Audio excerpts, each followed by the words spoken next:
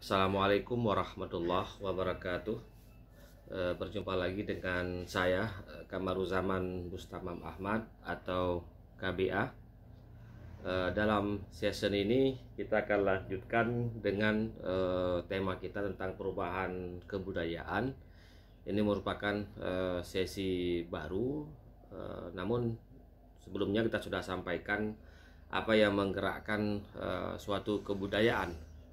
Dan dalam kesempatan yang berbahagia ini akan kita lanjutkan dengan apa yang dimaksud dengan rekayasa sosial, atau dalam bahasa Inggris sering disebut dengan social engineering. Namun sebelum itu silakan nanti teman-teman atau sahabat untuk mencari beberapa karya tentang teori-teori ilmu sosial, khususnya yang ditulis oleh Ritzer, atau buku-buku yang mengupas bagaimana gejala sosial itu dikonstruksi. Salah satu buku yang saya rekom juga bisa membaca bukunya Roger Sibion, Rethinking Social Theory. Nah, kemudian ada beberapa buku yang bisa dibaca, dan saya punya beberapa itu. Misalnya ada buku yang ditulis oleh Donald Eugene Smith yang berjudul Religion and Political Development, tentang bagaimana masuknya agama dalam pembangunan politik. Kemudian ada juga buku yang menarik bagi saya, yaitu tulisan Wiratmo Sukito, Kesusastraan dan Kekuasaan. Kemudian buku Syahnun Ahmad, ini salah satu buku favorit saya, Kepolitikan, Kealaman, Kedirian, Kemanusiaan. Dan yang sering saya sebut tentang The Powers of Ideas, ini adalah karya Isaiah Berlin yang sedang saya tulis biografi dan pemikirannya. Kemudian ini yang sangat dielu-elukan di Indonesia semenjak pemerintah kali ini, yaitu tentang revolusi mental dalam budaya Jawa. Dan buku baru yang ditulis oleh Sindunata, Teori Kritis Sekolah Frankfurt, Max Horkheimer dan Theodor W. Adorno, tentang manusia rasional. Ini beberapa buku tentang teori ilmu sosial, dan saya sangat menganjurkan untuk membaca tentang sastra, karena disadari atau tidak, pemikiran kesusastraan itu sangat mempengaruhi dalam rekayasa sosial. Bahkan kalau dalam pembangunan sebuah negara, biasanya para ilmuwan itu sangat digunakan, terutama para sastrawan, untuk membangun sebuah negara. Tapi ketika kebangsaannya sudah dimunculkan, maka yang terjadi adalah para pemikir ini biasanya tersingkirkan atau disingkirkan. Nah, dalam ilmu rekayasa sosial nanti bisa juga kita diskusikan apakah ini valid atau tidak. Ada 4 hal yang harus dilakukan atau harus dipahami tentang apa saja. Orang tanya kenapa, apakah suatu realitas sosial itu disengaja atau tidak, apakah ada kekuatan di baliknya, apakah bisa direkayasa. Jawabannya adalah bisa. Bagaimana caranya? Pertama adalah untuk merekayasa sosial yang paling penting adalah ada aliran pemikiran yang diikuti oleh sebuah masyarakat atau oleh suatu kekuasaan. Jadi aliran pemikiran inilah yang paling substansi di dalam merekayasa atau menghasilkan sebuah gejala sosial yang kita inginkan. Jadi tidak mungkin ada sebuah negara tidak memiliki sebuah aliran pemikiran, atau ya boleh dibilang dengan school of thought. Ya dalam bahasa kita sehari-hari disebut dengan mazhab pemikiran. Jadi ini sangat penting untuk melihat aliran pemikiran apa yang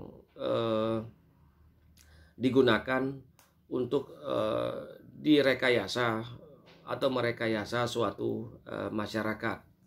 Dan aliran pemikiran, maka tadi saya sebutkan ada, misalnya ada ini sekolah Frankfurt, kemudian aliran Vena, kemudian di Jawa ini bagaimana budaya Jawa menjadi sebuah aliran pemikiran di Indonesia. Nah, ini penting dipahami, dipelajari, dan dimengerti bagaimana kemudian bisa mencuci otak bisa jadi pemimpin atau pemegang kekuasaan untuk dijadikan sebagai alat legitimasi kekuasaannya. Jadi dia mampu merekayasa karena dia memiliki sebuah aliran pemikiran atau school of thought. Yang kedua adalah ketika kita ingin merekayasa sosial, maka yang diperlukan adalah kelompok atau komunal yang akan menggerakkan atau akan mengimplementasikan aliran pemikiran tersebut. Jadi kalau Anda ingin merekayasa sosial, mengambil suatu konsep atau aliran pemikiran, maka perlu menggerakkan suatu kelompok untuk memuluskan ide Anda, dan kelompok ini bisa formal, bisa informal, dan mereka bisa berwujud dalam bentuk apapun. Jadi misalnya ketika kita ingin merekayasa pemikiran, contohnya tadi mazhab Frankfurt yang kemarin saya ceritakan tentang mazhab Chicago, maka ada kelompok yang akan mensosialisasikan mungkin dari kelompok intelektual untuk menuliskan, kemudian membisikkan, kemudian menjadikan sebagai sebuah mainstream dalam masyarakat. Jadi yang kedua adalah yang perlu diperhatikan merupakan kelompok yang menggerakkan aliran pemikiran. Yang ketiga, ketika Anda ingin merekayasa sosial adalah ada konsep, ada metode, ada teori di balik itu. Jadi konsep, metode, teori ini merupakan perangkat ketiga yang harus Anda kuasai dan Anda jadikan sebagai frame di dalam melakukan proses rekayasa sosial. Saya kasih contoh kemarin pada saat pemilu di Indonesia, ketika direkayasa sosial, maka konsep yang dilempar ke dalam publik adalah ada yang namanya, saya sebutkan dengan 4K. K yang pertama adalah kecebong. Jadi ini merupakan kelompok yang bisa masuk dalam kategori kecebong. Kemudian yang kedua adalah kampret. Jadi ini dua konsep. Atau kemarin kita ribut ketika pemerintah ini baru naik, ada 2K lagi, yaitu pertama ribut dengan masalah komunis, kemudian ribut masalah khilafah. Jadi ada konsep yang membuat orang terpecah-pecah, dan ini sebenarnya merupakan bagian dari rekayasa sosial. Meskipun sekarang beberapa konsep ini tidak lagi terdengar. Demikian juga kalau kita lihat sebuah negara, misalnya bagaimana Rusia, Cina mengambil konsep, metode atau teori dari Karl Marx yang kemudian bisa menjadi sebuah dasar pemikiran dalam merekayasa sosial di Rusia, atau juga yang dipraktekkan di China. Nah, konsep dan metode ini sangat penting. Makanya saya bilang tadi ada satu buku tentang The Powers of Ideas. Jadi bagaimana kekuatan ide itu mampu merubah sebuah gejala sosial atau mampu merekayasa sebuah kenyataan sosial, dan inilah yang sangat diperlukan oleh mereka yang suka atau membidangi tentang rekayasa sosial. Yang keempat, yang terakhir adalah ada apa yang disebut dengan skenario. Skenario ini bisa jadi kita paham tentang skenario global, skenario nasional, dan skenario setting sosial kebudayaan. Nah, ini contohnya kemarin waktu ribut dengan Cina. Kalau kita lihat dalam teori rekayasa sosial, tampak bahwasanya Cina memainkan yang keempat ini. Ketika dia tahu semua negara membidik dia tentang isu Uighur di negara mereka, dan di Indonesia sentimen ini bisa merusak sistem atau iklim investasi mereka, maka orang Cina atau pemerintah Cina, baik itu disengaja atau tidak, langsung melakukan proses provokasi di kawasan Laut Cina Selatan.